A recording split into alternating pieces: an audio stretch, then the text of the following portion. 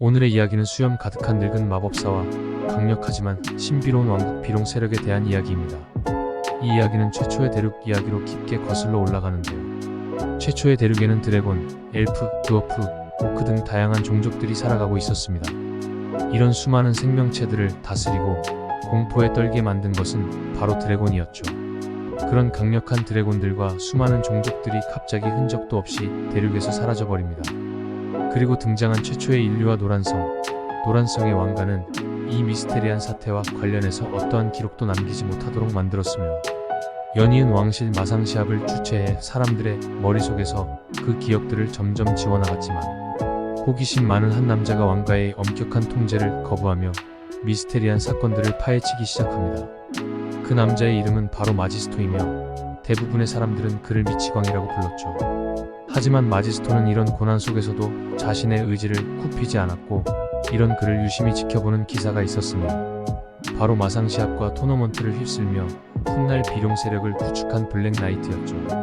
이런 블랙나이트의 강력하고 든든한 지원에 힘입어 마지스토의 연구와 조사는 별탈 없이 진행되어졌고 마침내 마지스토는 대륙에 드래곤과 수많은 종족이 존재했었다는 사실들과 노란성의 왕가엔 강력한 혈통의 피가 흐른다는 사실을 알아냅니다.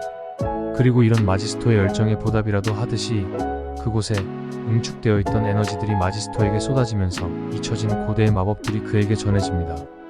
하지만 왕가의 위대한 혈통은 세월이 흐르면서 옅어졌고 몹시 낮은 확률로 발현됐기 때문에 노란성의 왕가는 어떻게든 이 사실들을 숨기려고 했던 것이죠. 이러한 사실들을 듣게 된 블랙나이트는 그 위대한 혈통을 자신의 것으로 만들고 싶은 욕심이 생기기 시작합니다. 그동안의 토너먼트를 통해 얻은 상금들을 아낌없이 뿌리며 왕가를 둘러싼 귀족들을 하나둘씩 자신의 편으로 만들었고 마침내 어린 공주를 블랙나이트와 결혼시켜야 한다는 주장이 여왕의 면전에서 들려옵니다. 하지만 강력한 반대에 부딪힙니다. 바로 훗날 블랙팔콘의 리더가 되는 흑기사 때문이죠. 이렇게 흑기사와 블랙나이트 세력 간에 피터지는 암투가 시작되면서 왕가의 세력은 약해지고 마침내 최초의 통일 왕국 노란성은 멸망합니다. 블랙나이트는 모든 것을 제쳐놓고 어린 공주를 찾았지만 이미 사망했는지 어디에서도 공주의 모습과 소식을 들을 수가 없었죠. 결국 블랙나이트는 마지스토의 조언을 따라 고대의 산맥과 강이 있던 곳으로 이동하고 추종자들과 함께 비룡 세력을 구축합니다. 그리고는 계속 암투를 벌여왔던 흑기사의 블랙팔콘 세력과 이기고 지는 긴 전쟁이 시작됩니다. 이렇게 왕국 전체가 전쟁의 한창일 때 마지스토는 조용한 골짜기에 자신만의 연구실이자 보금자리를 만듭니다. 하지만 마지스토는 마법의 대가로 젊음을 잃고 노인이 되었는데 그런 그를 경호해줄 용감한 기사를 블랙나이트가 붙여주었죠.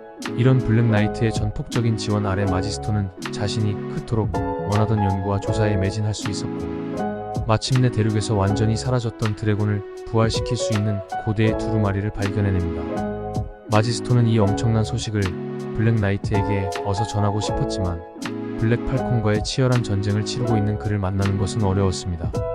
결국 마지스토는 홀로 두루마리에 숨겨진 드래곤의 봉인을 풀기 위해 떠나고자 하는데 계속 곁에서 그를 도왔던 기사가 자신의 부하들과 동행을 요청하고 마지스토가 이것을 수락하니 비룡 원정대가 여정을 출발합니다. 그 무렵 블랙팔콘과의 전쟁은 일시적인 휴식기에 접어들었는데 그 이유는 바로 노란성의 어린 공주 생존 소식 때문이었죠. 블랙나이트는 당장 병사들을 보내 공주를 찾게 했지만 이미 라이언 세력에서 데려간 뒤였죠. 분노가 머리끝까지 치민 블랙나이트는 당장 라이언 세력의 전쟁을 선포하려 했지만 이건 역시도 선수를 빼앗기게 되는데 귀족과의 미래로 미리 정보를 얻은 블랙팔콘 군이 라이언 세력을 향해 대대적인 공격을 시작했기 때문이었죠. 이 사태로 분노에 사로잡힌 블랙나이트 앞에 엄청난 소식이 전해집니다. 얼마 전 여정을 떠났던 마지스토가 드래곤의 부활에 성공했다는 엄청난 소식이었죠. 블랙나이트는 이것을 극비로 할 것을 명령하면서 비밀리에 드래곤을 전초기지에 옮기도록 명령합니다. 이렇게 비밀리에 옮겨진 드래곤은 마지스토의 마법으로 숨겨진 전초기지에서 자유를 만끽하며 잊혀진 대륙의 역사들을 알려주기 시작하는데 대륙에서 가장 위험했던 마녀에 대한 이야기와 자신을 부활시킨 마법에 대한 대가가 곧 일어날 것이라며 마지스토에게 경고합니다.